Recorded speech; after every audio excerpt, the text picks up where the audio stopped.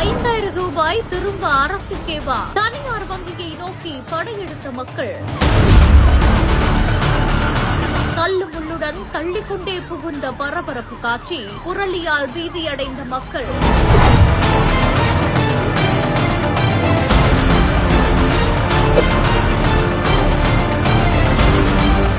அரசு சார்பில் மகளிர் உரிமை தொகை 3000 மற்றும் கோடை காலத்துக்கு 2000 அப்படின்னு மொத்தம் 5,000 ரூபாய் கடந்த வாரம் குடும்ப அட்டைதார மகளிருக்கு அக்கவுண்ட்ல ஏற்றப்பட்டுச்சு. இந்த நிலையில தான் வங்கியில இருந்து பணத்தை எடுத்துக்கல அப்படின்னா மறுபடியும் அந்த காசு அரசுக்கே போயிடும் அப்படின்னு புரளி கிளம்பினதுனால அதிகாலை நேரத்திலேயே 100க்கும் மேற்பட்ட பெண்களும் மூதாட்டிகளும் பணத்தை எடுக்க வங்கியில குவிந்திருக்காங்க. இதனால வங்கிக்குள்ள பெரும் பரபரப்பு ஏற்பட்டிருக்குது. ஆனா இது வெறும் புரளி அப்படின்னு தான் இப்ப வரைக்குமே தகவல் வெளியாகி இருக்குது.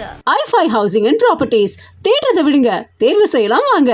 கால் 9962 557 557.